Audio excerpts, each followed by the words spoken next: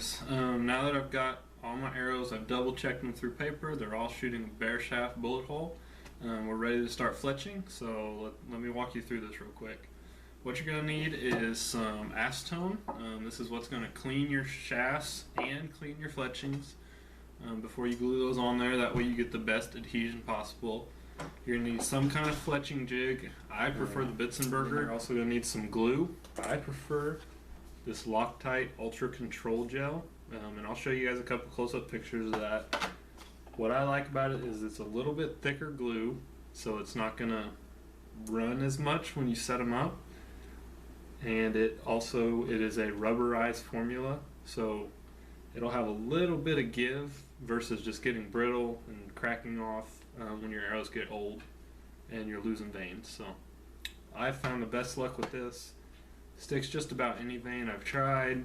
Not a whole lot of prep work, and it's hard to beat. So let's get started here. I use just some scraps from an old t-shirt. You're going to soak one in some acetone, and then you're going to go through, just rub down anywhere that those veins are going to be touching. Try not to rub off your index mark that we put on there when we check them off for straightness. That's what you're going to line your knock up with. And our cock vein is going to run right down that mark.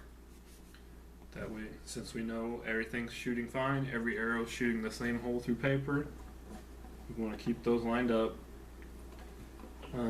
And also, the standard Bitzenberger, I don't know if they come with this now or not, but I had to get the new knock receiver that lines it up so you don't have to twist your knock after you're done fletching. This way, you never have to twist your knock. That way, if you do lose a fletch, you can just throw it right back in the clamp, put another vein in, and slap it on. It's going to be in the same place. You don't have to twist your knock to try and get it back to the same perfect spot. So now we're going to place our vein in the jig.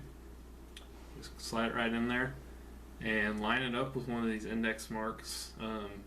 What really determines this is how far away you need the veins from your face. Some people that shoot with a lot of facial contact may need to move their veins a little bit farther forward on the arrow.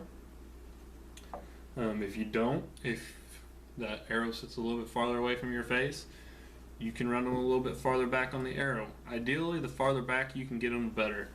They're going to stabilize and control the arrow better the farther back they are. So you just kind of have to play around with that, figure out what works for you there. There's no set in stone answer. This is a key part that a lot of people miss. A lot of people argue about this, say certain veins have activators on the base and it's supposed to work with certain glues. The best I've found for any vein out there is just take your rag, soak it with some acetone. Like I said, I like to use an old piece of t-shirt and just clean that vein off nice and clean. Get any kind of residue that might be on there off and gone. And then on our glue, we're going to take this, and we're not going to put a ton. We're just going to put, say on these veins, I've selected the AAE Max Stealth veins. They're just short of 3-inch vein, I believe. I run 4 dots of glue, and then I'll take a Q-tip, or in this case this little green tool, and I'm just going to smear that out so I have an even coat all along the base of the vein. So another nice thing about this Ultra Control Gel is it's a little slower setting up versus some of the other 15-second glues. Gives you just a little more time to work with it. Then you're going to take it, clamp it to the magnets, slide it all the way down, and press fit this to your arrow. Just like that. And once it's on there good, you've got full adhesion. You're just going to leave it set for 30 seconds to a minute, depending on how much time you got. I like to just turn the TV on, take my time, and don't rush them. You're in no big hurry here. I like to run a right helical on my arrows. It does a couple things for me. It actually when you hit the target, a lot of you guys are familiar with your field points coming loose all the time. You're always having to screw those things back in. A right helical will actually spin your arrow to the right, clockwise.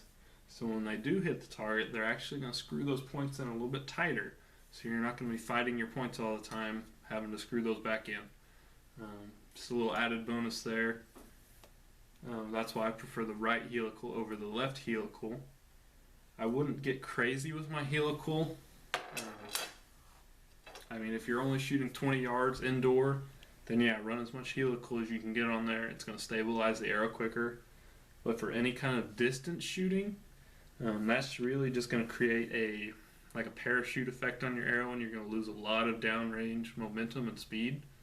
So a lot of guys who shoot long range, a lot of the fetus shooters, will just run like a 1 or 2 degree offset. They'll use a straight clamp and just angle it a little bit, versus running the helical clamp, which curves the vein around the base of the arrow. But for hunting arrows, just a nice solid, probably 2 or 3 degree helical.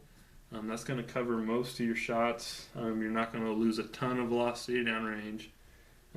I say most of our tree stand shots are set up for 20 to 30 yards. If you're out west hunting mule deers or elk and you're having to stretch it out to 60 or 80 yards, you might want to be careful on that and not run a huge degree of helical.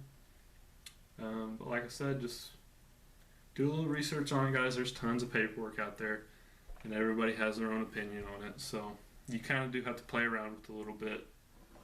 And now that that's been on there a little bit, I just rotate it to the next selection. And we're going to start it again. Throw our vein in there. Line it up with that same notch. Take our rag. Clean that vein off.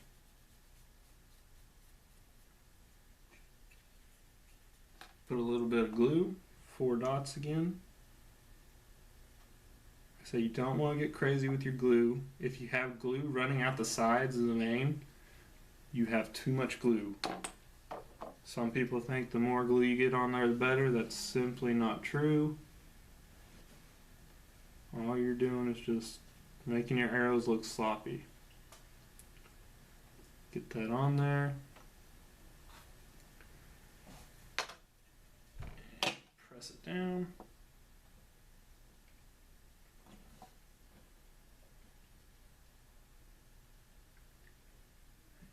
Let it wait. The process also works the same way with veins, guys, or with wraps, excuse me. If you're going to run a wrap on your arrow, the only thing different is wipe your shaft down with acetone before you put your wrap on. But then you're not going to wipe that wrap down. All you're going to do is smear your graphics, make them look bad, and kind of defeat the purpose of your wraps. So if your wraps, try not to rub your fingers all over your wraps, get any kind of oil on those. Try and keep them as clean as you can while you're putting them on. And that's going to help you have the best adhesion you can get to that. Right now I'm running the AAE Max Stealth veins. Are super quiet, I found out. And this Max material is very durable. So it's quickly becoming one of my favorites. Get this last vein on here. Make sure you guys, I'm not in any rush to get these things on there. Got plenty of time. Okay. Last step, guys, once you get all 3 veins on there, they all look straight, all look good. You're going to place a little bit of glue at the back of each vein and a little bit at the front, and that's just going to protect against any kind of peeling that may occur. If you shoot through a target, which I have that problem a lot, especially when I was shooting really skinny arrows, the Black Eagle Deep Impacts, especially when I was shooting at 80 pounds.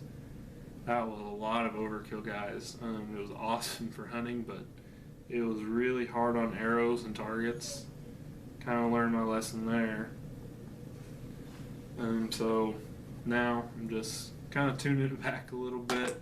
I'm only shooting 72 pounds and a little bit fatter arrow, nothing crazy, just a standard diameter. But yeah, any of you guys who need a little more penetration, maybe have a shorter draw, or maybe you can't pull the higher poundage like you could in the past, or any kind of, if you've got your girlfriend set up and she can't pull a lot of poundage, I definitely recommend either going to a heavy arrow or a micro diameter arrow. It is amazing what those things can do. I blew through so many targets when I was shooting those. And then also I set my girlfriend up. She's shooting about 40 pounds and she only has a 24.5 inch draw length. I set her up with some VAPs, and I was kind of scared of the weight because they're a little bit small. They're a little bit lighter than what I'd want, but set her up with a good fixed blade broadhead, and last year she got a full pass through on a doe, which is more than a lot of your typical hunting shows can say. That just drives me crazy, all those guys shooting those huge expandable broadheads, lightweight, and a light arrow. I mean, that's just asking to not get pass-throughs, guys.